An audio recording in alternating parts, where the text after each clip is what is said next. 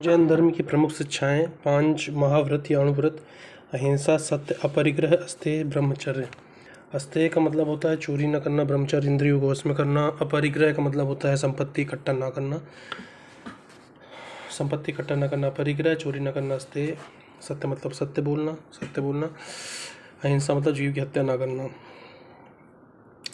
5 महाव्रत के अतिरिक्त 3 गुण व्रत भी होते हैं। दिग्व्रतः, अनर्थ दंडवतः, भोगोपभोग।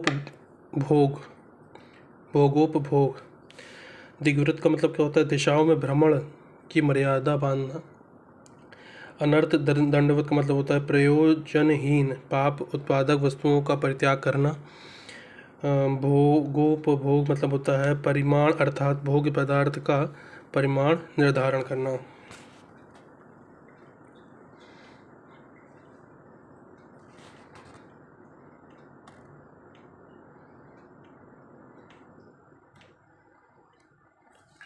त्रिरत्न कौन से हैं? कर्म फल से मुक्ति के लिए त्रिरत्न का अनुपालन बताया गया है। सम्यक दर्शन, सम्यक ज्ञान, सम्यक आचरण। ठीक है। दर्शन कौन कौन से हैं? अनेकांतवाद, बहुरूपता का सिद्धांत। दूसरा है सप्तभंगीनय या शादवाद मतलब सापेक्षता का सिद्धांत, शादवाद मतलब। और नवावाद मतलब आंशिक दृष्टिकोण के सिद्धांत, नवावध। ठीक है। स्यादवाद क्या है? यह ज्ञान संबंधी जैन सिद्धांत है। इसके अनुसार दृष्टिकोण की भिन्नता के कारण हर ज्ञान विभिन्न रूपों में व्यक्त किया जा सकता है। इस सप्तभंगी ज्ञान को स्यादवाद कहते हैं। जैनियों के अनेकांतवाद सिद्धांत की तार्किक परिणति उसके सिद्धांत स्यादवाद में होती है। तो यह स्यादवाद जैन धर्म का एक दर्शन है स्यादवाद। स्यादवाद है क्या? नाम में लगता है स्यात या स्याद यानी शायद। हालांकि इसका बड़े पैमाने पर अलग मीनिंग निकलता है, लेकिन हम यहाँ मीनिंग लेंगे शायद, परहैप्स, शायद, परहैप्सिज्म भी कह सकते हैं। जैन धर्म क्या कहना चाहता है? स्यादवाद एक ऐसा सिद्धांत है, तो यहाँ हम प्रिंसिपल या थियोरी की भी बात कर सकते हैं। तो स्यादवाद जो है ऐसा सिद्धांत है जो हमें यह बताता है कि कोई भी चीज के अनेक गुण हो सकते हैं। कोई भी चीज है उसके अनेक गुण हो सकते हैं, अनेक प्रॉपर्टीज, औसाफ, उसके ट्रेड्स, चीजें हो सकती है। और हमें सिर्फ एक गुण को लेकर ही दावा नहीं करना चाहिए। कहने का मतलब स्यादवाद ये कहता है कि किसी भी चीज, कोई वस्तु है, कोई चीज है, कोई विषय है, किसी के बारे में भी जो विचार हमारे होते हैं वो डिपेंड करते हैं, वो निर्भर करते हैं कि हम किस देश में हैं, किस जगह पर हैं, वक्त कौन सा है, यानी क्या समय है, परिस्थितियां कैसी है, स्थिति, परिस्थिति, संदर्भ क्या है, रेफरेंस, इन बातों पर डिपेंड करता है।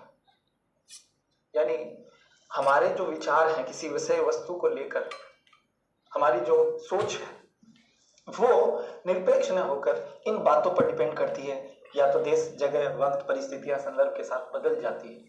क्यों बदल जाती है? क्योंकि हमारा जो नॉलेज है, हमारा जो ज्ञान है वो सीमित होता है, वो इतना ज्यादा नहीं होता, पूर्ण नहीं होता, मुकम्मल नहीं होता कि हम सब कुछ चीज को जान पाए। जैसे आप जो है सांप का जहर देखिए, सांप के जहर से इंसान मर भी सकता है, लेकिन उसी सांप के जहर से आप दवाई भी बनाते हैं। आप जो है एक काम कीजिए, आप एक रस्सी से ऊपर एक आग का गोला जो है वो बांधिए और उसे घुमाइए। आप देखेंगे कि आपने सर्कस वगैरह में या कहीं और देखा होगा, आप देखेंगे उसे घुमाते हुए जाएंगे, देखेंगे तो वो एक सर्कल दिखेगा, यूं वो एक सर्कल दिखाई देगा। लेकिन क्या वो सर्कल है? क्या वो गोल है? इसे दिखाई दे रहा है, वृत्त की तरह दिखाई देता है, लेकिन क्या वो वास्तव में है? नहीं, तो वास्तव में वैसा नहीं है। वो हमें उस सिचुएशन में, हम जिस सिचुएशन में घुमा रहे हैं उसे घुमाते हुए दिखाई दे रहे हैं, उसमें दिखाई दे रहा है कि वो गोल है। वास्तव में वो गोल है ही नहीं, वो तो एक धागा है। तो सच कुछ अलग है और हमारा नजरिया कुछ और था। तो ये बात है, और ये समाज में किस तरीके से काम आई। हर कोई आज जो बात करता है, हम एक दूसरे से बात करते हैं, तो उसमें हम तथ्य और प्रमाण के साथ बात नहीं करते हैं, बल्कि अपने बात को पहले से ही सच मानकर चलते हैं कि ये बात तो शाश्वत सत्य है, यूनिवर्सल ट्रुथ, कोई इसे झुटला ही नहीं सकता। जबकि जैन धर्म यही कहना चाहता है त्यागवाद। यानी आप शायद लगाइए, अपनी बात को कहने से पहले शायद लगाकर बात कीजिए। हो सकता है वो एक दृष्टिकोण विशेष से, आपका जो एक नजरिया है, दृष्टिकोण है, वो एक दृष्टिकोण विशेष से सही हो सकता है। ये जरूरी नहीं है कि वो गलत ही हो सकता है आप सही हैं, लेकिन एक दृष्टिकोण विशेष से, एक नजरिए से देखने पर ही, जिस तरीके से वो रस्सी से बांधकर आपका गोला लेकर घुमाया था, तो उस घुमाने की सिचुएशन में हम सही थे कि वो सर्कल है, लेकिन वास्तव में वो सर्कल है। जैन धर्म ने इसको एक एग्जाम्पल लेकर, 6 आदमी थे और एक हाथी था, और जो 6 आदमी थे वो सब अंधे थे, उसको लेकर समझाया, और हाथी को, उन अंधों को हाथी को छू कर बताने के लिए कहा कि बताइए क्या है। तो किसी ने उसका पांव पकड़ा तो कहा कि ये तो खंबा है, किसी ने उसकी पूंछ पकड़ ली तो कहा ये तो रस्सी है, किसी ने उसका सूंड पकड़ लिया तो कहा ये तो अजगर है, किसी ने उसकी पीठ पकड़ ली तो कहा ये तो दीवार है। तो इस तरीके से अलग अलग लोगों ने अलग अलग कहा। क्यों? क्योंकि उनका नजरिया, उनकी समझ, उनका जो ज्ञान है वो एक दृष्टिकोण विशेष से सही था। उन्होंने जो ज्ञान लिया था, जो उनकी समझ थी, उसके हिसाब से वो सही था। उन्होंने देखा था कि हाँ एक चौड़ा चौड़ा लंबा लंबा ऐसा खंबा होता है, तो उसे उन्होंने खंबा बता दिया। अब आएंगे उस सिद्धांत पर जो इनके ज्ञान मीमांसा का सबसे सुंदर सिद्धांत है, और पूरे जैन दर्शन का सबसे सुंदर सिद्धांत अगर कोई एक है तो वो स्यादवाद। मैंने अक्सर इंटरव्यू में देखा, जब मैं जैन बच्चों से कहता हूँ कि बताओ दोनों में अंतर, तो वो स्यादवाद भी वही बताते हैं, अनेकांतवाद भी वही बताते हैं, घुमा फिरा के ऐसे का वैसे, वैसे का ऐसे करके काम चलाते हैं। पर दोनों में अंतर है, ध्यान से देखना है। पहला अंतर तो ये कि अनेकांतवाद मेटाफिजिक्स में है, स्यादवाद एपिस्टेमोलॉजी में है। इसका मतलब इसका संबंध ज्ञान से है, उसका संबंध वास्तविकता से है कि क्या एग्जिस्ट करता है क्या नहीं करता है, इसका नॉलेज कैसे होती है इस चीज के साथ है। फिर से वही हाथी आ गया है, फिर से वही 6 आदमी आ गए। ये 6 के 6 समझने का प्रयास कर रहे हैं, और इन सब के साथ दिक्कत क्या हो रही है, इनका नॉलेज तो बहुत सीमित है। इनको लग रहा है कि इनकी नॉलेज पर्याप्त है और फाइनल है और एब्सोल्यूट है। और नॉलेज की दुनिया में क्या होता है कि हमें अपनी लिमिट्स का एहसास ना हो तो बड़ी दिक्कत हो जाती है। मुझे अपना एक दोस्त हंसराज कॉलेज में पढ़ाते हैं, हमारे एक मित्र, कुछ दिन पहले एक कविता उन्होंने भेजी मेरे पास 2 लाइन की। वो सुनते ही मुझे लगा कि स्यादवाद है इसके अंदर, तो है तो शेर किसी को तारीफ करने के लिए। वो किसी की तारीफ करते हुए उस शेर को पढ़ रहे थे, बड़ा सुंदर सा शेर उन्होंने पढ़ा। और शेर ये कहा, मैंने उसको उतना देखा जितना देखा जा सकता था। कितना सुंदर है। अरे घूर रहा है बेसिकली क्या बोलते हैं इसको, स्टेयरिंग बोलते हैं। ईव टीजिंग तो उसके बाद का स्टेप है भाई, अभी तो मैंने उसको उतना देखा जितना देखा जा सकता था, लेकिन फिर भी 2 आंखों से कितना देखा जा सकता था। कितनी सुंदर बात है। हालांकि आंखें 2 ही होती है सबकी, उन्हीं से लोग देख ही लेते हैं, ऐसा क्या है। पर वो कभी कहना चाह रहे कि यार बहुत देखा, लेकिन उसके बाद जी भर के देख नहीं पाया, क्योंकि 2 आंखों से वो कितना देख लेगा। शायद वो चाह रहे कि 6 आंखें और होती तो और बेहतर देख पाता। वो समझ नहीं पा रहा देखने के प्रोसेस में आंखें उतनी चाहिए, बाकी तो दिमाग की भूमिका होती है। ये 6 के 6 लोग बेचारे वही कर रहे हैं। इनकी आंखें नहीं है वो वाली सामव्यावहारिक प्रत्यक्ष वाली आंखें नहीं, हाथों से छू के जितना देखा जा सकता देख रहे हैं, लेकिन फिर भी कितना देखा जा सकता था। इसलिए दांत क्या नजर आया इनको, भाला। टांग क्या नजर आई, खंबा। पूंछ नजर आई, रस्सी। सूंड नजर आई, अजगर। पेट नजर आया, दीवार। और कान नजर आया, पंखा। अब इनके पास क्या तरीका था, ये 3 तरीके से अपनी बात कह सकते थे, 3 स्टाइल में कह सकते हैं, तीनों स्टाइल आगे आएंगे। हम रोजमर्रा की जिंदगी में अपने दावे किस भाषा में करते हैं, दरअसल स्यादवाद उसी के बारे में। जैसे इनमें से किसी एक को ले लेते हैं, जैसे ये भाई साहब हैं सूंड वाले, ये 3 वाक्य बोल सकते हैं। पहला, अजगर ही है, गारंटी है मेरी। आप रोजमर्रा देखेंगे ऐसे बहुत लोग होते हैं, बात बात पे गारंटी देते हैं, अजगर ही है मेरी गारंटी है। दूसरा बोल सकता है अजगर है, ज्यादा ही नहीं लगा रहा, गारंटी वारंटी नहीं दे रहा, अजगर है। तीसरा, कायदे का इंसान होगा, पता क्या बोलेगा, भाई जहां तक मैं समझ पा रहा हूं अजगर होना चाहिए, बाकी पता नहीं, दावा नहीं है, गारंटी नहीं है। ये बात केवल हाथी की नहीं है, ये बात केवल दर्शन की नहीं है, ये रोजमर्रा की बात है। जिस मामले में नहीं पता, बहुत ज्यादा हीरो क्यों बनना है भाई।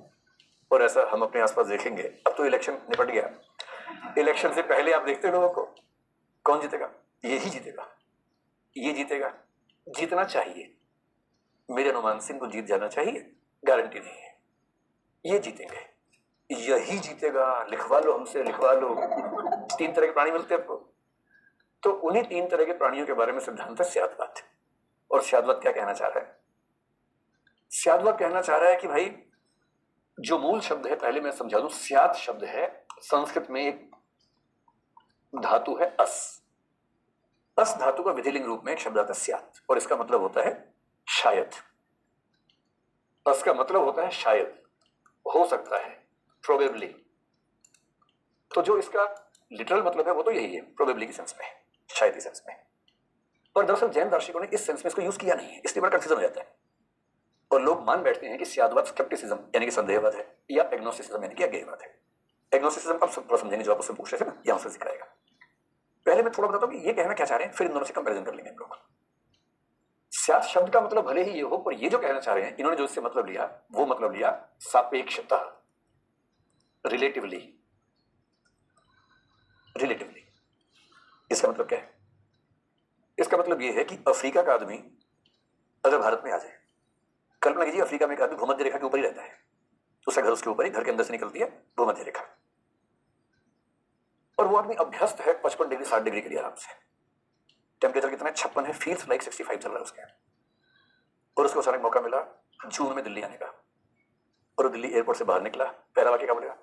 क्या ठंडा, क्या मजा आ गया, यहाँ अच्छा मौसम, हिल स्टेशन है, दिल्ली हिल स्टेशन है, यहाँ ठंडक रहती है।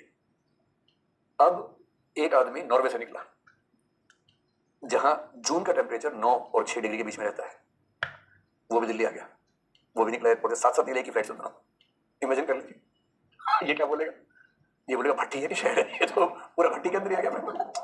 जबकि टेम्परेचर दिल्ली का जो भी है 45 मान लीजिए, वो तो ऑब्जेक्टिव बात है, वस्तुनिष्ठ है। आप टेम्परेचर नापने की कोई भी मशीन लगाएंगे 45 ही आएगा, 45 है तो वो ना 46 ना 44 होगा। और उस ऑब्जेक्टिव रियलिटी का परसेप्शन, ऑब्जर्वेशन जब हम करते हैं तो अपने अपने नजरिए से करते हैं। और ये नजरिया केवल नजरिया नहीं है, इसके पीछे हमारी कंडीशंस काम कर रही हैं, हमारे एक्सपीरियंस काम कर रहे हैं, हम कौन से स्थान पे हैं, कौन से टाइम में हैं, कौन से बैकग्राउंड से हैं, वो डिपेंड कर रहा है। और इसका मतलब ये हुआ कि अगर मैं कहूं कि गर्मी है दिल्ली में और कहूं कि सर्दी है, दोनों बातें ठीक है। रिलेटिवली गर्मी है, अफ्रीका के रिलेशन में देखेंगे तो गर्मी है, सॉरी सर्दी है। यूरोप के रिलेशन में देखेंगे तो गर्मी है। तो दिल्ली में गर्मी है ये एब्सोल्यूट स्टेटमेंट नहीं है। किसी एक्स के रिलेटिवली दिल्ली में गर्मी है और वाई के रिलेटिवली दिल्ली में सर्दी है। और इसका मतलब ये हुआ कि अगर कोई कहता है कि दिल्ली में गर्मी है, ये अधूरी बात है, वो ठीक से समझ नहीं पाया। इसलिए जैन लोग बड़ी सुंदर बात कहते हैं कि भाई जब भी आप कोई बात कहो ना, अपने वाक्य से पहले स्यात् लगा दो। स्यात् का मतलब सापेक्ष रूप में। रोजमर्रा की भाषा में कहें तो मेरे हिसाब से, मेरी राय में, to the extent I understand, to the extent I know, as much as I feel, as much as I understand, ऐसे वाक्य शुरू करो। कोई आपसे पूछे इलेक्शन में कौन जीतेगा, दावा नहीं करना, to the best of my understanding this party will win, but I don't have any guarantee, I am not an analyst. जो मुझे फील हो रहा है बता रहा हूं, लेकिन वो सापेक्ष बात हो भी सकता, नहीं हो सकता है। तो जैन लोग कितनी खूबसूरत बात करें कि भाई हमारा ज्ञान सीमित है, असीमित ज्ञान केवल केवली का है, हम सबका सीमित है। अगर ज्ञान हमारा सीमित है तो हमारी भाषा में दिखना चाहिए कि ज्ञान सीमित है। सीमित ज्ञान के साथ असीमित ज्ञान का दावा करने वाली भाषा सूट नहीं करती है। इलेक्शन से पहले कोई भी कैसे दावा कर सकता है कि ये जीतेगा, ये जीतेगा? अनुमानित तो है भाई। और अनुमान जब भी करेंगे अनुमान की भाषा में होना चाहिए कि मेरा अनुमान है कि ये जीतेंगे, मेरा अनुमान है कि बड़ी मेजोरिटी से जीतेंगे, बेशक बोल लीजिए, मेरा अनुमान है कि जीतेंगे, कम मेजोरिटी जीतेंगे, कम गैप से जीतेंगे। जो भी अनुमान करेंगे अनुमान की भाषा में करेंगे। और इसलिए जैन दर्शन ने कहा कि जब भी कुछ कहो, ये कहो कि मेरी राय में सापेक्ष रूप से मुझे लगता है, प्रतीत होता है। तब आप जो वाक्य कहेंगे वो प्रामाणिक होगा, झूठ नहीं होगा, बिना मत का दावा नहीं होगा। इसको बोलते हैं स्याद्वाद। अब स्याद्वाद आगे थोड़ा समझेंगे, लेकिन कुछ लोगों ने आरोप लगाया कि स्याद्वाद दरअसल स्केप्टिसिज्म है। तो एक विचार होता है स्केप्टिसिज्म, आपने नाम तो सुना होगा इसका कि तुम स्केप्टिकल क्यों हो रहे हो, ये तो खूब चलता है भाषा में, है ना। एक विचार चलता है एग्नोस्टिसिज्म, कई लोग इनको गलती से एक ही मान लेते हैं। बहुत बारीक बारीक अंतर होता है इन चीजों में। स्केप्टिसिज्म को हिंदी में संदेहवाद, संशयवाद कहते हैं। इसका मतलब क्या होता है, और बड़ा गहरा विचार है। इसका मतलब यह होता है कि आप जब भी किसी चीज के बारे में कहोगे ना, आपको उस पर डाउट रहना चाहिए, संदेह होना चाहिए। जैसे पश्चिम में 18वीं सेंचुरी में डेविड ह्यूम नाम के दार्शनिक हुए, बड़े अच्छे, वो सबसे बड़े स्केप्टिक फिलोसोफर माने जाते हैं। ग्रीक फिलोसफी में एक आदमी पाइरो नाम का हुआ, PYRRHO, पाइरो। ऐसा कहते हैं कि सिकंदर के साथ वो भारत आया था, या तो वो यहाँ से स्याद्वाद सीख के गया था, या यहाँ कुछ पट्टी पढ़ा के गया था, कुछ ना कुछ तो हुआ था उस समय। क्योंकि इस बात के प्रमाण ठीक ठाक मिलते हैं कि पाइरो सिकंदर की सेना के साथ आया था। और पाइरो वेस्टर्न फिलोसफी का पहला स्केप्टिक फिलोसफर है, संशयवादी। वो तो बोलता है कोई कुछ भी पूछे शुरू में शायद लगा के बोलो, कोई पूछे आपका नाम क्या है, बोलो शायद ये है, ऐसे इतना बोलता है। क्योंकि जो अनुभव के रास्ते में बढ़ते हैं, अनुभवात के रास्ते बढ़ते हैं, वो सब मानते हैं कि दरअसल किसी भी चीज की गारंटी है ही नहीं। किस चीज की नहीं गारंटी? जैसे इस चीज की गारंटी नहीं कि आप सच में क्लास में बैठे इस समय, मैं जानता हूं बैठे, मुझे पता है क्या बैठे, गारंटी नहीं। क्योंकि हो सकता है कि आज से 2 दिन के बाद आप एक सपना देखें और सपने में क्लास के अंदर फिर बैठे हो और आपको 100% वही फीलिंग होगी जो अभी हो रही है, डेसिबल में भी डिफरेंस नहीं होगा। और जब तक सपना नहीं टूटेगा तब तक आप जान ही नहीं पाएंगे कि सपना चल रहा है। और अगर वो सपना हो सकता है तो ये भी हो सकता है। मैं जानता हूं कि नहीं है, भरोसा करें, मैं जानता हूं नहीं, लेकिन जब फिलोसफी में पढ़ते हैं, मेथोडोलॉजी में, आपको रेयरेस्ट कंडीशन पे ध्यान रखनी पड़ती है, क्योंकि सपने में किसी को नहीं पता होता कि सपना चल रहा है। ये हो सकता है कि सपने में आप सोएं और सपने की नींद में दूसरा सपना आ जाए, ये हो सकता है। ऐसे केसेस हैं कि आप सपने में सोए, सपने में सपना देख रहे हैं। पर ऐसा केस नहीं मिलता कि किसी को सपने में ऑब्जेक्टिवली पता है कि वो सपना देख रहा है। कभी कभी डाउट होता है सपने में कि मैं सपना तो देख रहा है, सपने में चूटी काटते हैं, सपने का दर्द होता है, नहीं सपना नहीं देख रही है, ये सब सपने में चल रहा है। तो जब हम सपने में हैं हम जान ही नहीं सकते कि सपना चल रहा है, तो कैसे दावा करते हैं? कोई आपसे पूछे भैया जाग रहे हो, आप कहेंगे शायद, क्योंकि अगर मैं सपने में हूं तो मैं जान ही नहीं सकता कि सपने में हूं। क्या आप तो मुझसे सपने में ही पूछ रहे हो भाई, तो मैं सपने में कर जाग रहा हूं, कैसा कहा सपना जाएगा? शायद पायरो ऐसा खिसका हुआ था। ऐसे ह्यूम ने, ये लोग किस लेवल पे सोचते हैं? जैसे मैंने एक क्लास में डिस्कस किया था एक बार, जैसे हम बात करें कि क्या इस बोर्ड का रंग सफेद सच में है या इस पेन का रंग क्या सच में काला है, इस बात का निश्चित उत्तर दुनिया में कोई नहीं दे सकता, कोई भी नहीं दे सकता। क्योंकि प्रकाश की किरण इस पेन से टकरा के मेरी आंख में आई, आंख को जो इनपुट मिला वो दिमाग के पास गया, दिमाग ने जजमेंट दिया काला है। ये तो हम सब समझते हैं, ऐसे ही होता है। इस बात की संभावना हो सकती है कि इस पेन से आने वाली प्रकाश की किरण में कोई डिस्टोर्शन हुआ हो। यह भी हो सकता है कि मेरे दिमाग ने उस इनपुट को पढ़ने में गलती कर दी हो, वरना कुछ लोग कलर ब्लाइंड क्यों होते हैं? दुनिया में कुछ लोग कलर ब्लाइंड हैं और सबको पता नहीं है कि वो हैं। कुछ हम में से भी होंगे, नहीं पता होगा। अगर मुझे ये नहीं पता कि मैं कलर ब्लाइंड हूं या नहीं, और ये भी हो सकता है कि कलर ब्लाइंड के जितने मतलब हम जानते हो उससे ज्यादा होते हो, अब तक स्टडी ना हुआ हो। बहुत सारे एनिमल्स हैं जो कलर्स उतने नहीं देख पाते जितने हम देख पाते हैं।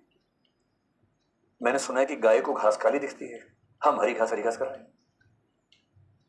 क्या अब तक घास रंगहीन हो?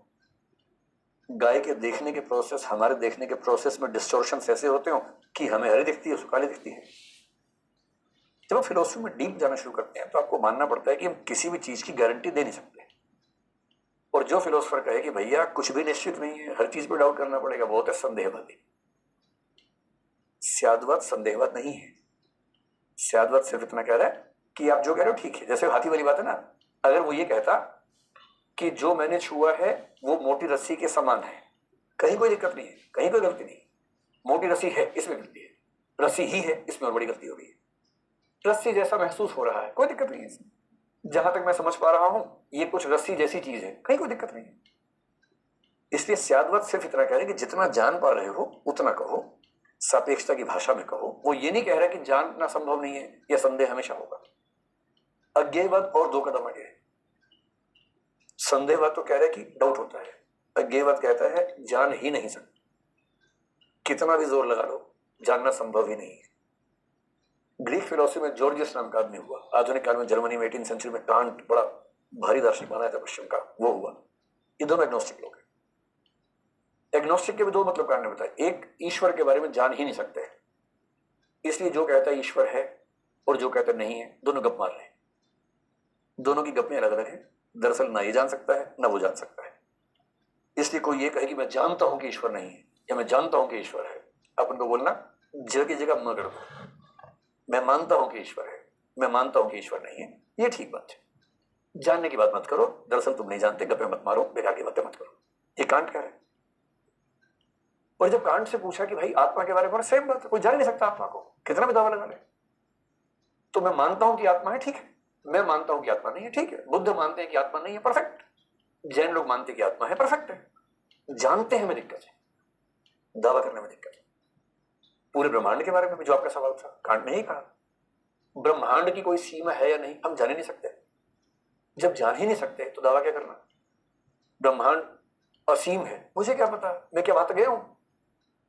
अभी 10 दिन पहले एक लेटेस्ट जो चित्र आए हैं हमारे जो खगोलीय दूरबीन से, जो लेटेस्ट आकाशगंगा देखी गई है, उस आकाशगंगा तक पहुंचने में शायद कुछ करोड़ लाइट ईयर्स लगेंगे।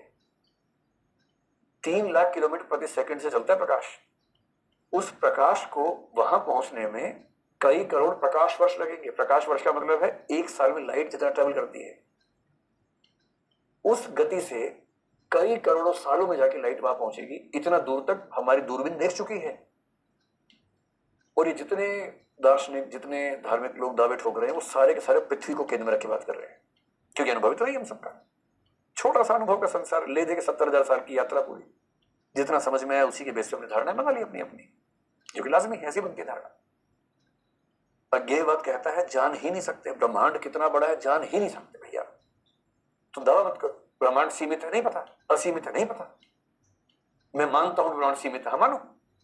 मैं मानता हूं कि सीमित नहीं है, मानो, जो मानना मानो।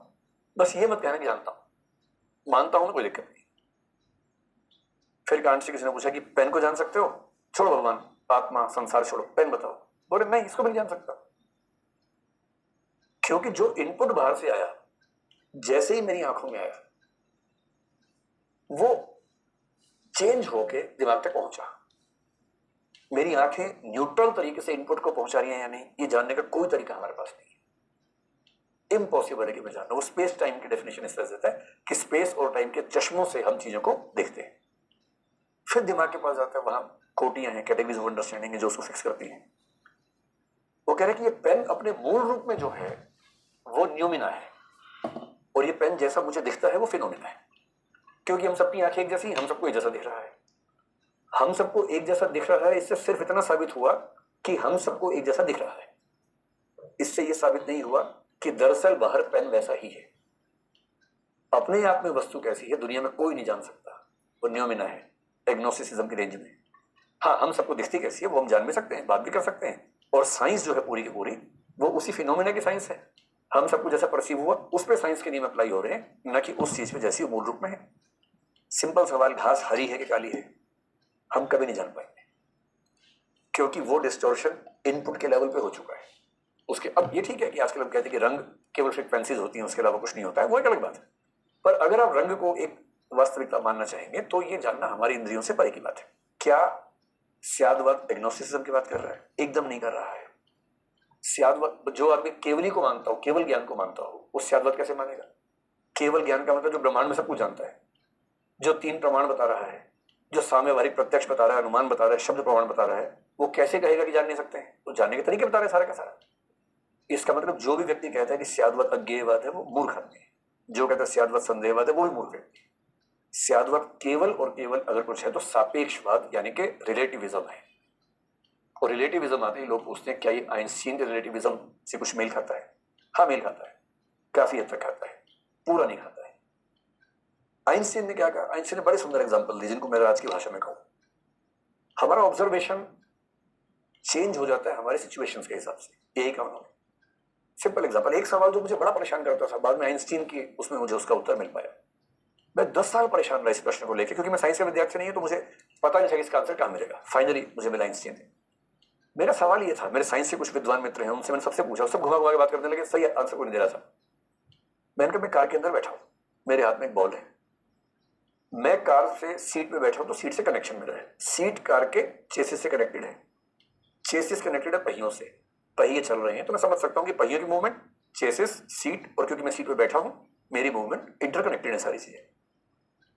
मेरे हाथ में बॉल है तो बॉल भी साथ साथ चल रही है। लेकिन अगर मैंने बॉल हवा में उछाली कार के अंदर, चलती हुई कार में, कार की स्पीड मान लीजिए 60 है, 70 कुछ भी है, अब जब बॉल उछाली तो उस समय बॉल का कनेक्शन किसी के साथ नहीं, तब तो बॉल को पीछे जाना चाहिए ऐसे करके, अगर कार आगे जा रही है तो।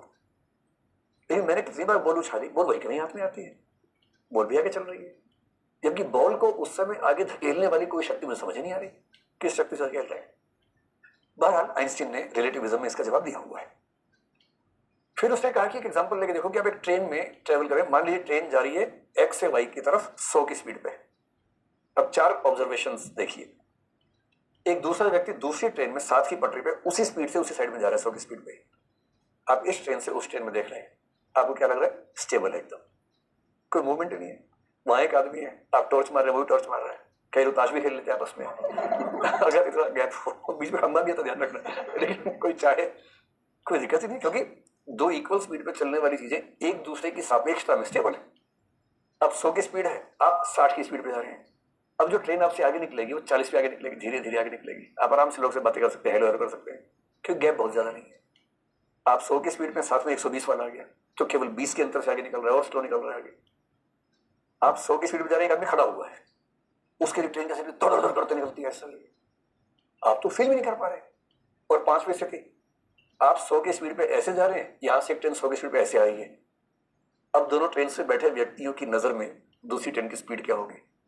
200 हो गई, जबकि स्पीड 100 ही है। किसी को 0 लग रही है, किसी को 20 लगी, किसी को 40 लगी, किसी को 100, किसी को 200 लगी। इसका मतलब हम किस सिचुएशन में है, उस सिचुएशन की सापेक्षता में हमारी ऑब्जर्वेशन चेंज होती है। उसने ये जरूर कहा कि कुछ चीजें सापेक्ष नहीं है, जैसे लाइट की स्पीड के लिए उसने कहा लाइट की स्पीड किसी भी कंडीशन में आप देख लीजिए ब्रह्मांड में, चाहे चलती ट्रेन पर देख लो, चाहे कहीं देख लो, वो स्टेबल रहेगी। तो ऑब्जेक्टिव रियलिटीज की बात आइंस्टीन ने की। आइंस्टीन का रिलेटिविज्म साइंस बेस्ड रिलेटिविज्म है, एक्सपेरिमेंट बेस्ड रिलेटिविज्म है। लेकिन फिलोसॉफिकल लेवल पर रिलेटिविज्म जैनों का भी कुछ कुछ वैसा ही है। वो भी तो ये कह रहे हैं कि हम जिस सिचुएशन में, उस सिचुएशन के हिसाब से किसी चीज को देखने का, समझने का नजरिया हमारा चेंज हो जाता है। और जो बात फिलोसफी के स्तर पर जैन दर्शन ने कही और भी कुछ लोगों ने कही, वो बात आइंस्टीन ने एक फिजिक्स के सिद्धांत के रूप में कही आगे चलकर। तो एक लिंक तो बनता ही बनता है। अब उन्होंने इसको समझाने के लिए जो मैंने आपसे कहा ना कि 3 तरह से ये बात कही जा सकती है कि होगा ही होगा, होगा है 2 शब्दों से मिलकर, एक है अब अनेकांत के बारे में बात हो रही है। और यहाँ अंत का मतलब अंत नहीं है, फिनिश नहीं है, कंप्लीट नहीं है। यहाँ अंत का मतलब है पक्ष, पहलू, बहुत सारे पहलू, कि जो सत्य है, जिसकी सत्ता है, जो एग्जिस्ट करता है, उसका एक नहीं, उसके बहुत सारे पहलू होते हैं। और इसी बात को ये कहते हैं अनंत धर्मकम वस्तु, प्रत्येक वस्तु के अनंत धर्म होते हैं। यहाँ धर्म का मतलब लक्षण से है, विशेषताओं से है, हिंदू मुसलमान से नहीं है, विशेषताओं से है। प्रत्येक वस्तु में अनंत धर्म होते हैं, बहुत सारी विशेषताएं होती है। ये वही बात मैं समझाना चाह रहा हूं कि हाथी जो है बहुत कॉम्प्लेक्स है और लोग अंधेपन के साथ उसको पहचानने का प्रयास कर रहे हैं। हाथी कितना कॉम्प्लेक्स है अगले 5 मिनट में समझ में आएगा, इतना कॉम्प्लेक्स हाथी है जैन दर्शन में।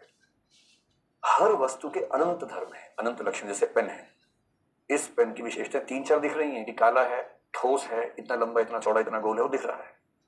ये तो 5 ही हुए भाई, अनंत धर्म है, अनंत। और क्योंकि हमें 4-5 धर्म दिख रहे हैं, अनंत नहीं दिख रहे हैं, इसलिए कॉम्प्लेक्स है। रियलिटी को समझना कैसे कॉम्प्लेक्स है आप देखिए।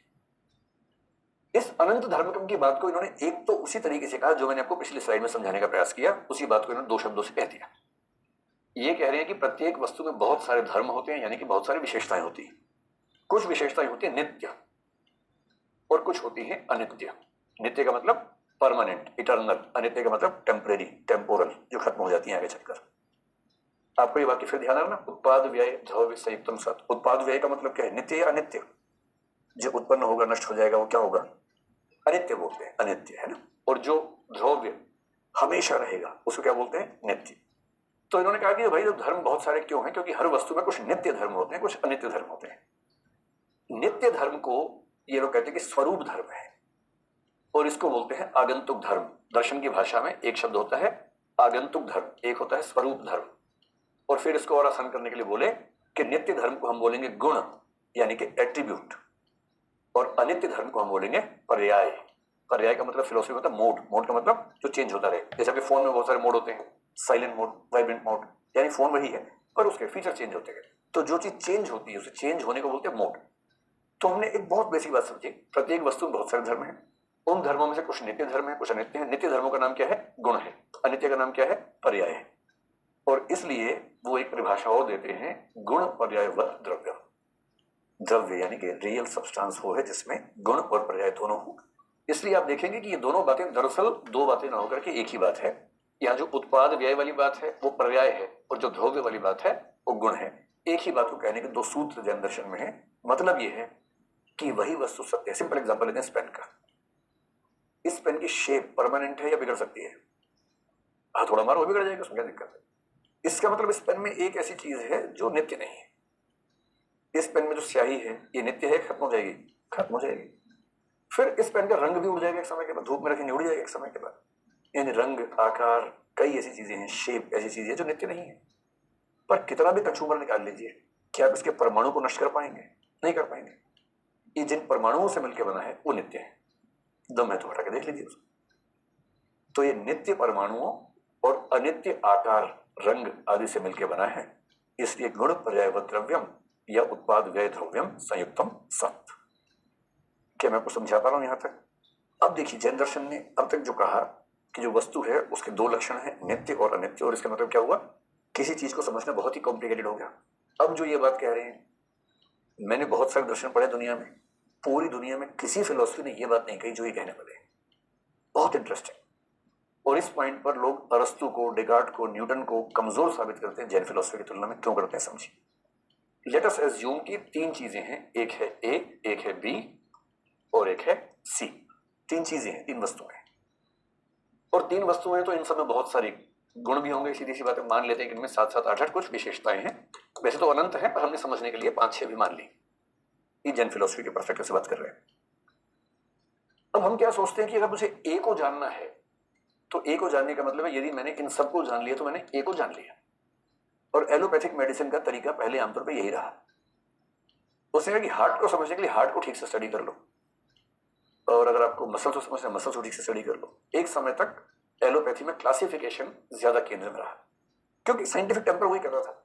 जब साइंस की डेवलपमेंट 17वीं सेंचुरी तेजी से हुई, 19 में बहुत तेजी से हुई, तो साइंस का तरीका है क्लासीफाई करते जाओ और क्लासीफाई करके फोकस करके स्टडी करो। एक बेसिक तरीका साइंस में दिखता है। पर जैन दर्शन तो एक अलग ही बात कर रहा है, एकदम अजीब सी बात कर रहा है। वो क्या कह रहा है? वो कह रहा है कि ए की जो विशेषताएं हैं वो दो तरह की हैं। एक को बोलते हैं स्वपर्याय, एक को बोलते हैं परपर्याय। गजब की बात कर रहा है। जैसे ए की ये वाली विशेषता, मान लेते हैं इसका नाम एक्स है, इस विशेषता का नाम एक्स है, और बी की इस विशेषता का नाम वाई मान लेते हैं, और सी की इस विशेषता का नाम जेड मान लेते हैं। ठीक। अब वो कह रहे हैं कि ए को समझने के लिए एक्स को समझना पड़ेगा, क्योंकि एक्स ए की विशेषता है। पर वो कहते हैं कि नहीं, ये सारी जो विशेषताएं हैं ए की, एक्स सहित, ये केवल उसके स्वपर्याय हैं। स्वपर्याय का मतलब वो मोड जो उसके अंदर है। लेकिन आप ए को तब तक ठीक से नहीं समझ सकते जब तक आप ए के परपर्याय को ही ना जान लें। परपर्याय क्या है? परपर्याय का मतलब ए की वो विशेषताएं जो ए में नहीं किसी और में एग्जिस्ट करती हैं, यानी कि वाई। ए का स्वपर्याय है एक्स और ए का ही परपर्याय है वाई, परपर्याय है जेड। यानी इस पेन की सारी विशेषताओं को समझने के दो रास्ते हैं। पहला, पेन के अंदर जो विशेषताएं हैं स्वपर्याय। दूसरा, पेन के बाहर जो विशेषताएं हैं। और पेन के बाहर की विशेषताओं का मतलब इस मोबाइल फोन की जो विशेषताएं हैं वो विशेषताएं इस पेन के परपर्याय हैं, और इस पेन की जो अपनी विशेषताएं हैं वो इस फोन के लिए क्या है? परपर्याय हैं। और इसका मतलब ये हुआ कि दुनिया की हर चीज हर दूसरी चीज से इस तरह से कनेक्टेड है कि जब तक आप सारी वस्तुओं को नहीं जान लेंगे, आप एक वस्तु को भी पूरी तरह से नहीं जान सकते। इसको आज की भाषा में बोलते हैं होलिज्म, इकोलॉजिकल फिलॉसफी।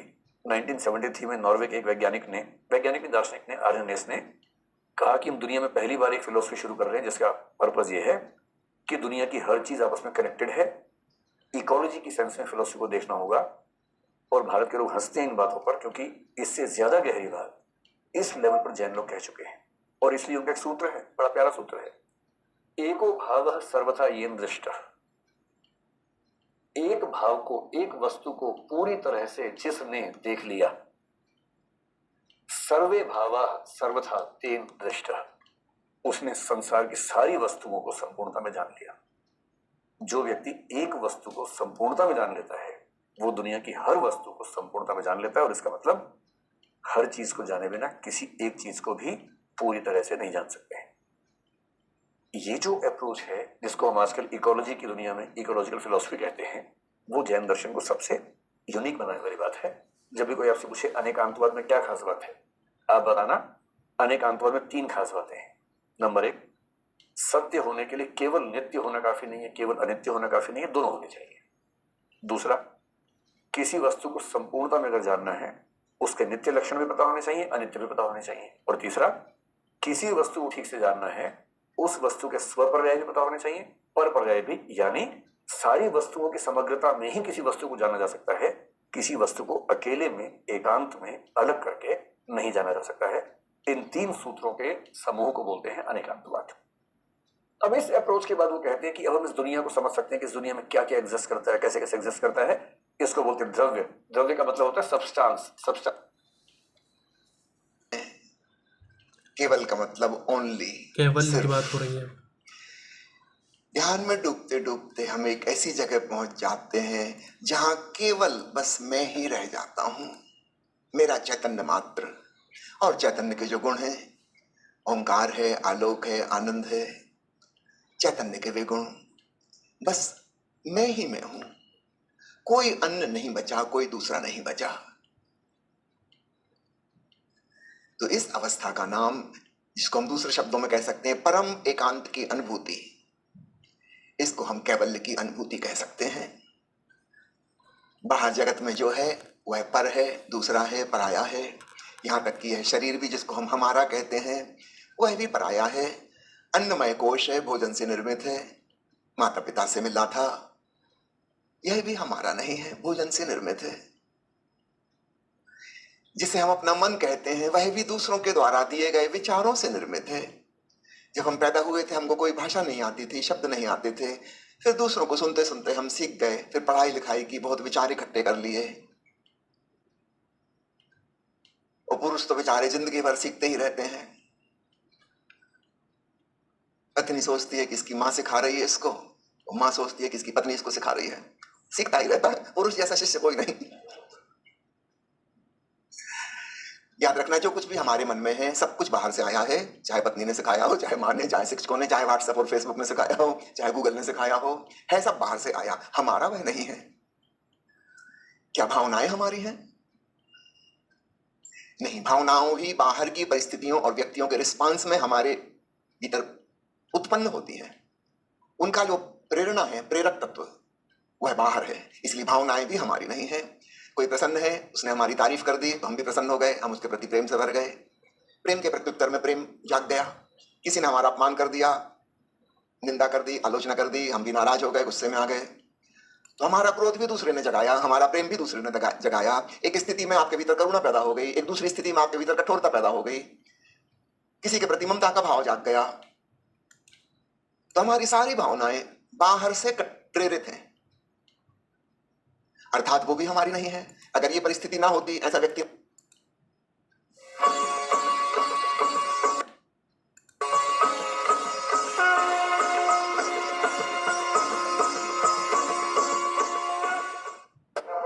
वाह, ये तो बहुत बढ़िया, केवलानंद सरस्वती हैं। नाम तो। आज हम जानेंगे योग सूत्र में वर्णित कैवल्य की संपूर्ण परिभाषा। तो कैवल्य की संपूर्ण परिभाषा हमारा तभी कंप्लीट होगा जब हम कैवल्य को जानेंगे, कैवल्य के प्रकार को जानेंगे, कैवल्य के प्राप्ति के साधन को जानेंगे। तो सर्वप्रथम हम यहाँ पर यह जान लेते हैं कि कैवल्य का तात्पर्य क्या है, कैवल्य क्या है। तो यहाँ पर आप देखेंगे कैवल्य को मोक्ष के नाम से भी जाना जाता है। कैवल्य शब्द केवल से बना है, जिसका अर्थ होता है अकेला। देखो ध्यान रखें कि कैवल्य का तात्पर्य क्या है, केवल से है, केवल अर्थात अकेला, सिंगल।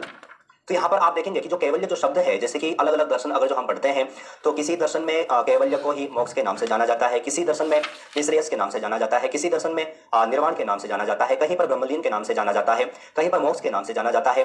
तात्पर्य एक ही है, कैवल्य का तात्पर्य मोक्ष से ही है, लेकिन शब्द अलग अलग प्रयोग किए गए हैं अगर जो आप अलग अलग दर्शन देखते हैं तो। लेकिन यहाँ पर भी वही कह रहे हैं कि कैवल्य को मोक्ष के नाम से जाना जाता है। अगर जो आप योग दर्शन पढ़ते हैं तो योग दर्शन में महर्षि पतंजलि ने मोक्ष शब्द स्वीकार नहीं किया है, ब्रह्मलीन शब्द स्वीकार नहीं किया है, या फिर अन्य शब्द स्वीकार नहीं किए गए हैं। जो उन्होंने जो शब्द स्वीकार किया है वह शब्द स्वीकार किया है कैवल्य। और हम योग दर्शन का चौथा पाद भी पढ़ते हैं, चौथा जो चैप्टर है वह कैवल्य पाद है। तो यहाँ पर आपको यही जानना है कि कैवल्य क्या है। तो कैवल्य का तात्पर्य मोक्ष से है, और कैवल्य शब्द जो बना है वह केवल शब्द से बना है, जिसका तात्पर्य होता है अकेला, अर्थात जिसके साथ कोई ना हो, जो स्वयं अकेला हो, द्वित्व ना हो, अकेला हो, तो वही क्या है, मोक्ष है। वही क्या है, ब्रह्मलीन है। वही क्या है, कैवल्य है। तो ये आपको यहाँ पर जानना है। आगे आप यहाँ पर देखेंगे कि जो कैवल्य है, कैवल्य के बारे में और यहाँ पर क्या कहा गया है, महर्षि पतंजलि ने क्या कहा है। तो इसी के लिए हमने जैसे कि दूसरे पाद का 25 नंबर का सूत्र हमने जब चतुर्व्यूहवाद मैंने आपको दिया था तो वहां पर पढ़ा था। तो वहां पर महर्षि पतंजलि कहते भी हैं कि तद्भावात् संयोगा भावो हानम तदृशे कैवल्यम। देखो आपको समझना है, मैंने जब आपको चतुर्व्यूहवाद समझाया था, वहां पर दिया था, तो वहां पर भी आपने ध्यान दिया होगा, वहां पर भी मैंने ये शब्द वहां पर प्रयोग किया गया था। तो यहाँ पर आप देखेंगे कि उस अविद्या के अभाव से संयोग का अभाव हो जाता है, और यही क्या है, कैवल्य है। तो अविद्या का अभाव हो जाता है किसके द्वारा, ज्ञान के द्वारा। तो उस अविद्या के अभाव से संयोग का अभाव हो जाता है। तो संयोग किसका था, तो हमने चतुर्व्यूहवाद में पढ़ा था कि प्रकृति और पुरुष, अर्थात जो बुद्धि है उसका संयोग। तो वहां पर हमने प्रकृति पुरुष का वहां पर संयोग वहां पर पढ़ा था। तो वहां पर जो संयोग है वह संयोग का अभाव कब होता है? जब अविद्या का अभाव होता है, जब अविद्या का नाश होता है। और अविद्या का नाश कब होता है? तो जब विवेक ज्ञान की प्राप्ति होती है। तो यहाँ पर आपको सिर्फ इतना ध्यान में रखना है। देखो मैं आपको यहाँ पर ये भी बता दूं कि अगर जो आप इसको अच्छे ढंग से समझना चाहते हैं, वैसे तो मैंने आपको यहाँ पर बता दिया है और बता रहा हूं, लेकिन अगर जो आप इसको और डीप अगर जो पढ़ना चाहें तो मैंने आपको चतुर्व्यूहवाद लेक्चर आपको चैनल पर दिया है, आप उसको समझें पढ़ें तो आपका ये और आसान हो जाएगा और चतुर्व्यूहवाद टॉपिक भी आपका क्लियर हो जाएगा। तो यहाँ पर क्या कह रहे हैं कि उस अविद्या के अभाव से संयोग का अभाव हो जाता है। जब ज्ञान की प्राप्ति होती है, विवेक ज्ञान की प्राप्ति होती है, तो हमारा जो अविद्या है, अविद्या का नाश हो जाता है, अविद्या समाप्त हो जाती है। और जब अविद्या समाप्त हो जाती है तो जो प्रकृति और पुरुष का संयोग हो रहा था, किसके द्वारा? अविद्या के द्वारा। तो जब अविद्या का नाश हो गया तो दोनों का संयोग भी समाप्त हो जाता है। तो दोनों का संयोग समाप्त हो जाने के कारण उसका अभाव हो जाता है। तो वही जो पुरुष होता है, पुरुष का उस क्या होता है? कैवल्य नाम से जाना जाता है। उसी को पुरुष का कैवल्य कहा गया है। तो आपको यहाँ पर समझ में आ गया कि कैवल्य क्या है। हमारा जो टॉपिक है ये आपको यहाँ पर समझ में आ चुका है। कैवल्य का तात्पर्य केवल शब्द से है, अकेला शब्द से है और मोक्ष शब्द से है। अब किस प्रकार से होता है तो मैंने आपको यहाँ पर बता दिया है, आपको यहाँ पर ध्यान में रखना है। अब कैवल्य क्या है ये तो आप यहाँ पर जान चुके हैं। अब आप यहाँ पर ध्यान देंगे कि कैवल्य प्राप्ति के साधन क्या है। योग दर्शन के अनुसार कैवल्य अर्थात मोक्ष प्राप्ति के साधन क्या है ये भी हमें जानना आवश्यक है। तो यहाँ पर महर्षि पतंजलि इसके लिए तीसरे पाठ के 50वें नंबर के सूत्र में कहते हैं तत्वे राग्यादपि दोष भीतप्सये कैवल्यम। अब ये भी आपको जानना है। तो यहाँ पर महर्षि पतंजलि कह रहे हैं कि उस उपयुक्त सिद्धि में भी, तो उपयुक्त सिद्धि में किसे? तो यहाँ पर ऋतंभरा प्रज्ञा के बारे में चर्चा कर रहे हैं। जब हमने समाधियां पढ़ी थी तो समाधि, देखो ध्यान रखना कि जब हम अष्टांग योग पढ़ते हैं तो अष्टांग योग के जो 5 अंग हैं वह बहिरंग साधन के अंतर्गत आते हैं और धारणा ध्यान समाधि ये अंतरंग साधन के अंतर्गत आते हैं। लेकिन जब हम और डीप जब यहाँ पर जब समाधि को जब पढ़ते हैं तो समाधि में भी जो बहिरंग साधन है, जो हम सभी समाधि पढ़ते हैं वह बहिरंग साधन के अंतर्गत आता है। मैंने ये सब कुछ आपको चैनल पर दिया है, समझाया है, पढ़ाया है। तो वहां पर भी वही कह रहे, जब वहां पर विवेक ख्याति या फिर ऋतंभरा प्रज्ञा की जब वहां पर उत्पत्ति होती है, जब उसका जागरण होता है, मैंने आपको समझाया है, समाधि में मैंने आपको बताया है। तो वही उसी सिद्धि के बारे में कह रहे हैं कि उस उपयुक्त सिद्धि में भी वैराग्य होने से दोष के बीज का नाश हो जाने पर कैवल्य की प्राप्ति हो जाती है। जब विवेक का जागरण होता है, विवेक ख्याति का जब जागरण होता है तो वहां पर जो सिद्धियां हैं उन सिद्धियों का भी उसमें वैराग्य हो जाए, उनमें वैराग्य हो जाए। तो वैराग्य होने से क्या होता है कि वैराग्य होने से दोष के बीज का नाश हो जाने पर कैवल्य की प्राप्ति हो जाती है। देखो ध्यान रखें कि कैवल्य किसे कहते हैं, तो आत्यंतिक दुख की निवृत्ति ही कैवल्य है। जब ये सब कुछ झमेला समाप्त हो जाए तो स्वाभाविक है कि कैवल्य की प्राप्ति है। कैवल्य प्राप्ति के लिए जरूरी नहीं है कि मृत्यु हो। ध्यान दें, ये मैं आपको अभी और बताने वाला हूं और जब मैं आपको न्याय दर्शन पढ़ाऊंगा, न्याय दर्शन में इसको आपको समझाऊंगा कि ऐसा मैंने अभी जो शब्द प्रयोग किया ये क्यों किया है। वेदांत दर्शन जब हम पढ़ेंगे तो मैं आपको समझाऊंगा, बताऊंगा। तो यहाँ पर भी वही कह रहे हैं कि ये जो स्थिति है यह क्या है, कैवल्य की स्थिति है। तो ये सब क्या है, ये कैवल्य प्राप्ति के साधन के अंतर्गत आएगा। अब एक और यहाँ पर बताया गया है, महर्षि पतंजलि ने कहा है, जिसको कि यहाँ पर कहा है दूसरे पाठ के 26 नंबर के सूत्र में कहा है कि विवेक ख्याति रिप्लवा हानोपायः। अब यहाँ पर हान का उपाय, तो हान का उपाय भी मैंने आपको बताया था, जब हमने चतुर्व्यूहवाद पढ़ा था मैंने आपको बताया था हानोपाय में क्या कहा गया है। तो यहाँ पर कहा है कि विवेक ख्याति रिप्लवा हानोपायः। तो हान अर्थात दुख, उसका उपाय, उस दुख को दूर करने का उपाय क्या है, तो विवेक ख्याति अर्थात विवेक ज्ञान। आप यहाँ पर देखेंगे भी कि निश्चल और निर्दोष विवेक ज्ञान ही उक्त हान का उपाय है। हम देखेंगे एक संलेखना शब्द आता है, तो संलेखना का मतलब क्या होता है।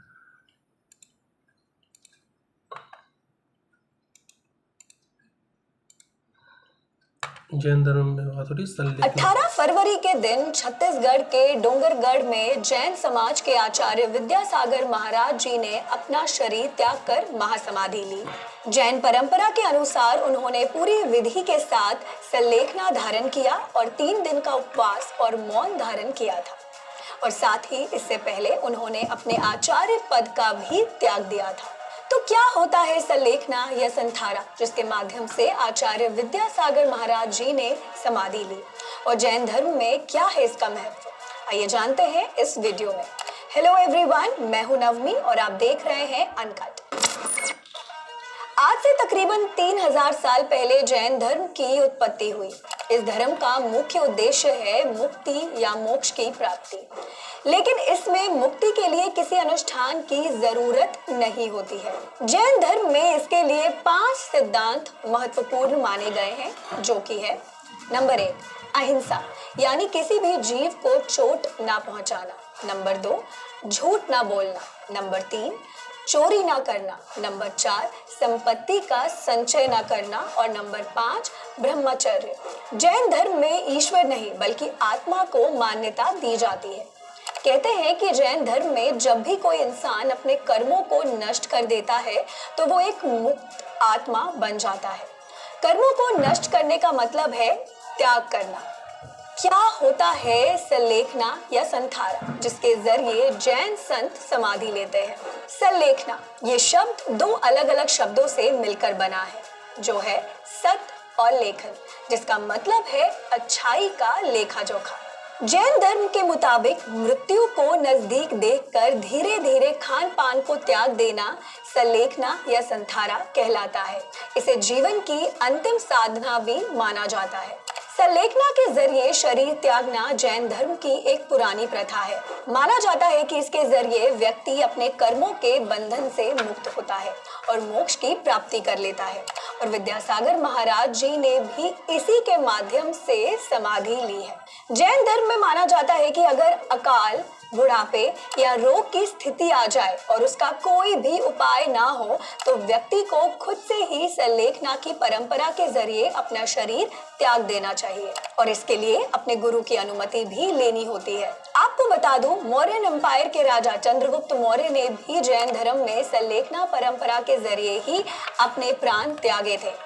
और क्या आप जानते हैं कि साल 2006 में जैन धर्म की इस परंपरा संलेखना को लेकर सुप्रीम कोर्ट में बहस भी हुई थी। और वो मामला ये था कि एक व्यक्ति ने राजस्थान हाई कोर्ट में ये याचिका लगाई थी कि संलेखना इच्छा मृत्यु की तरह है, जिस पर हाई कोर्ट का भी यही मानना था कि संलेखना का मतलब इच्छा मृत्यु यानी सुसाइड होता है, तो ऐसे करने की अनुमति नहीं होनी चाहिए और अगर इसके लिए किसी को उकसाया जाए तो उसके खिलाफ भी सख्त से सख्त कार्रवाई होनी चाहिए। लेकिन ऐसा होने पर जैन संत इस फैसले के विरोध में आ गए। अखिल भारतीय दिगंबर जैन परिषद का कहना था कि संलेखना आत्महत्या नहीं बल्कि आत्म स्वतंत्रता है और फिर सुप्रीम कोर्ट ने हाई कोर्ट के इस फैसले को बदलकर जैन समाज को इसकी अनुमति दे दी थी। संलेखना परंपरा से जुड़ी ये जानकारी आपको अच्छी लगी हो तो इस वीडियो को लाइक और शेयर जरूर कीजिएगा और ऐसी ही जानकारी से भरी वीडियोस। माननीय उच्च न्यायालय ने एक निर्णय दिया और संलेखना को प्रतिबंधित कर दिया। उसके बाद आपने एक ऐसी जनचेतना लगाई, उस जनचेतना के फलस्वरूप 24 अगस्त को पूरे हिंदुस्तान में मौन जुलूस निकाले गए। जैन धर्मावलंबियों की भावनाओं को सरकार को अवगत कराया गया और एक ऐसी जनचेतना, विश्व में एक ऐसी क्रांति का बीज बोया कि आज अमेरिका में कुछ ही समय पूर्व 2 घंटे बाद एक संलेखना कॉन्फ्रेंस का शुभारंभ किया जा रहा है। सभी आपसे अपेक्षा कर रहे हैं मार्गदर्शन की कि आप इस बारे में बताएं संलेखना क्या है, संलेखना किन साधकों को दी जा सकती है, संलेखना के बारे में जो कोर्ट ने, न्यायालय ने कहा कि क्या यह इच्छा मृत्यु है, क्या संलेखना वापस ली जा सकती है। इन सब के लिए सभी जो international Jain mission new Jersey में है उसने एक आयोजित की है। मार्गदर्शन करें गुरुजी। गुरुदेव देखिए, आपने जो भाव व्यक्त किया करें, संलेखना जैन साधना का प्राण और प्रत्येक जैन की एक ही अभिप्सा, एक ही वांछा, एक ही मनोरथ रहता है कि मेरा अंत समाधि पूर्वक हो। आप लोग रोज पूजा में बोलते हैं मरण समाधि सुदुर्लभ कर्मों का क्षय हो सदा सर्व सौख्यकारी। शायद यही कारण होगा कि संलेखना के मुद्दे ने पूरे देश और क्या पूरे विश्व भर की जैन समाज को हिलाकर रख दिया। जो उद्वेलन पिछले 24 अगस्त को प्रकट हुआ वह स्वाभाविक था। ऐसा इसलिए हुआ कि जैसे किसी के प्राणों का संकट हो जाए, किसी का कोई गला दबा दे तो चीख स्वाभाविक होगी। ये संलेखना के ऊपर राजस्थान उच्च न्यायालय का फैसला जैन साधना के प्राणों पर संकट था और जिसका प्रतिकार जैन समाज ने 24 तारीख को सड़कों पर आकर के किया और उच्चतम न्यायालय से राहत मिली। अपने आप में बहुत महत्वपूर्ण विषय है। मुझे बहुत प्रसन्नता है कि आज न्यू जर्सी में महावीर इंटरनेशनल जैन मिशन के द्वारा इस संलेखना के ऊपर एक कॉन्फ्रेंस रखा गया। कल मेरे पास वहाँ से एक पत्र आया कि महाराज श्री, इस पूरे के पूरे संलेखना के कॉन्फ्रेंस की शुरुआत हम आपके आशीर्वचनों से करना चाहते हैं। मुझे बहुत प्रसन्नता है कि अमेरिका में बैठने वाले लोगों के मन में भी संलेखना जैसी साधना के प्रति गाढ़ अनुराग है। इसे सुन करके मुझे बहुत प्रसन्नता है। मैंने कहा संलेखना जैन साधना का प्राण है और बिना संलेखना के किसी की साधना सार्थक नहीं होती। आचार्य समंतभद्र महाराज कहते हैं अंतः क्रियाधिकरणम तपः फलम सकल दर्शनस्तुते तस्मात् यावद विभुवम समाधि मरणे प्रयतितव्यम। यह हमारी तपस्या का फल है। जैसे कोई विद्यार्थी वर्ष भर पढ़ाई करे और ठीक परीक्षा के वक्त विद्यालय से गोल हो जाए तो उसकी साल भर की मेहनत सार्थक नहीं होती, वैसे ही सारे जीवन धर्म साधना करने वाले साधक यदि अंत संलेखना पूर्वक न कर पाए तो उनकी साधना व्यर्थ हो जाती है। तो संलेखना साधना से ही हमारे जीवन की सार्थकता है, हमारी साधना की सार्थकता है। जहाँ तक संलेखना के स्वरूप का सवाल है, ये देह विसर्जन की सबसे तर्क संगत और वैज्ञानिक प्रक्रिया है। संलेखना के स्वरूप को न समझ पाने के कारण ही लोगों ने इसे आत्महत्या और सती प्रथा जैसी कुप्रथा से इसकी तुलना कर दी, जबकि संलेखना में ऐसा है कुछ भी नहीं। संलेखना का मतलब है सत धन लेखन। सत यानी भले प्रकार से, लेखन यानी कृष करना। किसको? अपने काया को और अपने कषायों को। काय और कषाय को कृष करते हुए पूर्ण जागरूकता और आत्म साक्षात्कार पूर्वक इस शरीर को छोड़ने का नाम संलेखना है। जैन साधना का मूल भेद विज्ञान है। शरीर और आत्मा की भिन्नता के बोध से ही कोई साधक अपनी साधना के मार्ग में उतरता है। और प्रत्येक व्यक्ति ये जानता है कि शरीर विनाशी, आत्मा अविनाशी है। जिसने शरीर को एक बार धारण किया उसे एक दिन छोड़ना ही होगा। जब छूटने का वक्त आएगा तब छूटेगा, इसे कोई रोक नहीं सकता। तो जब शरीर छूटने की स्थिति में हो तो उस समय शरीर के छूटने का मोह करके दुखी होने की अपेक्षा शरीर को छूटता हुआ देखने का नाम संलेखना की साधना है। जैसे पुराने कपड़े जीर्ण हो जाने के बाद यदि उसके स्थान पर कोई नया कपड़ा पहनता है तो उस बच्चे के मन में हर्ष ही होता है। इसी प्रकार शरीर के अत्यंत जर्जर हो जाने के बाद जब यह शरीर छूटता जाता है, छूटने को होता है, तो साधक के मन में उसके प्रति किसी भी प्रकार का विकल्प नहीं आता, अपितु परम प्रसन्नता और समता के साथ वह अपने शरीर को छोड़ने का उपक्रम करता है।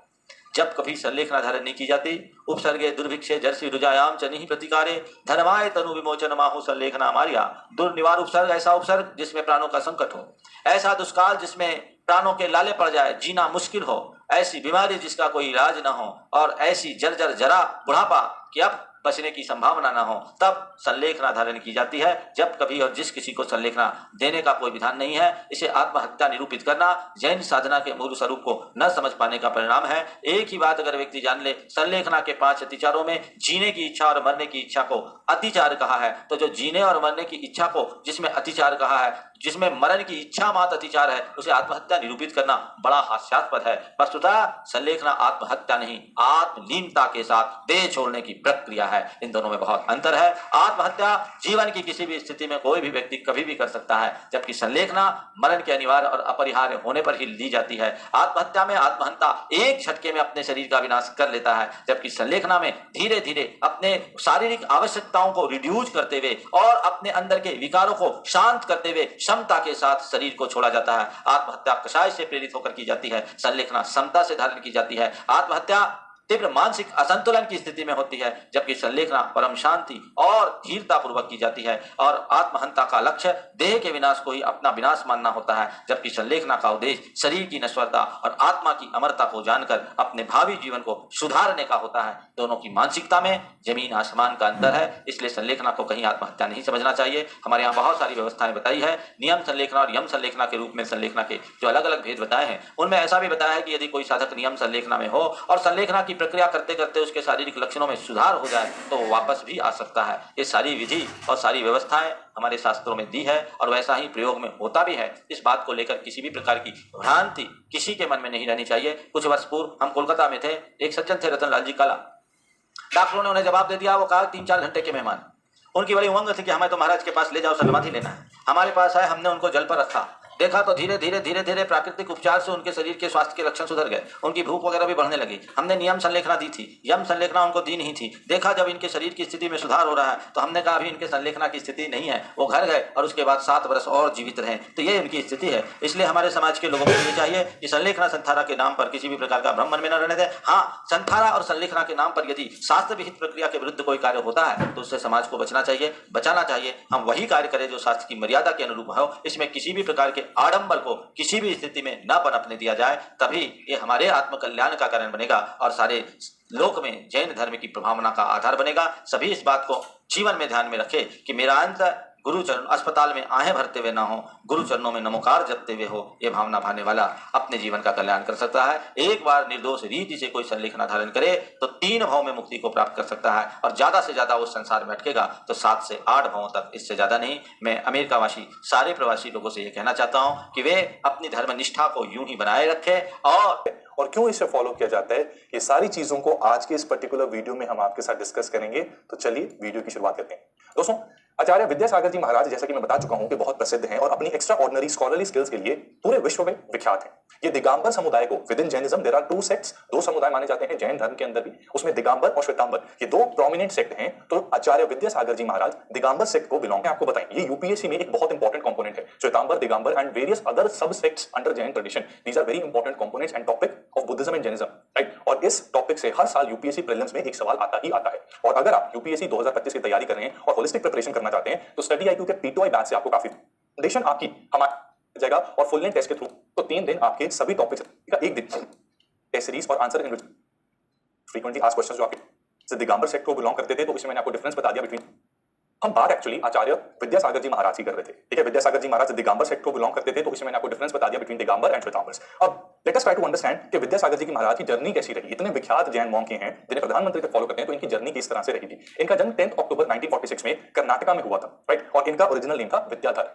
बचपन से ही इनकी इंक्लिनेशन स्पिरिचुअलिटी की तरफ थी। इनफैक्ट जब ये बच्चे थे तो वहां पर इनका रूटीन कुछ इस प्रकार से रहता था कि कभी भी ये संतुष्ट नहीं महसूस करते थे अनलेस एंड अनटिल ये स्पिरिचुअल टेक्स्ट को पढ़ना ले, स्पिरिचुअल टेक्स्ट को समझना ले, राइट। सो कॉन्सिक्वेंटली बचपन से ही इनमें वो ट्रेड्स थे। और 22 साल की आयु में ऑन 30 जून 1968 अजमेर में अंडर आचार्य ज्ञान सागर जी महाराज इन्हें मुनि दीक्षा प्राप्त हुई। मुनि दीक्षा प्राप्त होने से एक आम बालक ये क्या बन जाते हैं, जैन मॉन्क बन जाते हैं, यानी कि जैन समुदाय के एक साधु बन जाते हैं, राइट। तो इसी के साथ इनको मुनि विद्यासागर का टाइटल मिल गया। तो यहां पर विद्याधर से ये बन गए मुनि विद्यासागर। 22 नवंबर 1972 में अजमेर में ही इन्हें आचार्य की उपाधि मिल गई, राइट। एंड 1 जून 1973 में जब गुरुवर श्री ज्ञान सागर जी महाराज ने सल्लेखना को ऑब्जर्व करते हुए, यानी कि सल्लेखना की जो रिचुअल है उसको फॉलो करते हुए जब अपने देह को त्याग दिया, राइट, इस दुनिया को छोड़ दिया, सैल्वेशन अटेन कर ली, तो वहां पर उन्होंने श्री विद्यासागर जी महाराज को बेसिकली आचार्य विद्यासागर को श्री विद्यासागर जी महाराज का टाइटल दिया एंड अपना उत्तराधिकारी चुना, राइट। तो यहां पर ये इनकी जर्नी थी विद्याधर से आचार्य विद्यासागर तक पहुंचने की, राइट। अब आचार्य विद्यासागर जी महाराज जब इनको ये इतनी बड़ी उपाधि मिल गई तो इनमें वो गुण थे जिससे कि ये इतनी बड़ी उपाधि के हकदार थे, राइट। बहुत ज्ञानी होने के कारण इनकी कमांड कई तरह की लैंग्वेजेस में थी, including the knowledge of Prakrit, Sanskrit and various modern languages. और इस नॉलेज की वजह से he was able to write several poems and other literary masterpieces. कुछ इनके प्रोमिनेंट लिटरेरी प्रोडक्ट्स या आउटकम्स रहे हैं, लिटरेरी मास्टरपीसेस रहे हैं, जैसे कि निरंजना शतक, भावना शतक, परिषाजय शतक, सुनीति शतक, श्रवण शतक एक्सेट्रा। जो सबसे पॉपुलर, सबसे ज्यादा पॉपुलर इनका लिटरेरी मास्टरपीस रहा है उसे कहते हैं मूकमती। मूकमती एक ऐसा मास्टरपीस है बाय आचार्य विद्यासागर जी महाराज जिसे भारत के कई सारे हायर एजुकेशन इंस्टीट्यूशंस में हिंदी की पोस्ट ग्रेजुएशन के कोर्सेज में भी पढ़ाया जाता है। आप में से अगर किसी ने हिंदी में पोस्ट ग्रेजुएशन कर रखी है तो उसमें आपको मूकमती के बारे में डेफिनेटली पता होगा, राइट। अब स्पिरिचुअलिटी के फील्ड में, स्पिरिचुअलिटी के सेक्टर में तो इनकी बहुत सारी कंट्रीब्यूशन रही और इनके जितने ये लिटरेरी मास्टरपीसेस हैं जैन कम्युनिटी में इनको माना जाता है और इनका आदर किया जाता है। लेकिन इसी के साथ साथ एजुकेशन और वेलफेयर में भी इन्होंने अपनी गतिविधियों से, खासकर बुंदेलखंड के रीजन में बहुत ज्यादा कंट्रीब्यूट किया है। अपनी गतिविधियों के माध्यम से इन्होंने बुंदेलखंड रीजन में कई सारे स्कूल्स, हॉस्पिटल्स और कम्युनिटी सेंटर्स बनवाकर वहां के लोगों के जीवन में सुधार और परिवर्तन इनिशिएट करवाया, राइट। अब इसी के साथ पूरी दुनिया में ये विख्यात थे, राइट। बट पिछले कुछ महीनों से, पिछले काफी देर से ये बीमार चल रहे थे। और जैसा एक साधु के साथ होता है कि उन्हें एक ऐसी सिद्धि की प्राप्ति हो जाती है कि कहीं ना कहीं उन्हें आने वाले समय में जो परिवर्तन आ सकता है उसको भांप लेते हैं वो।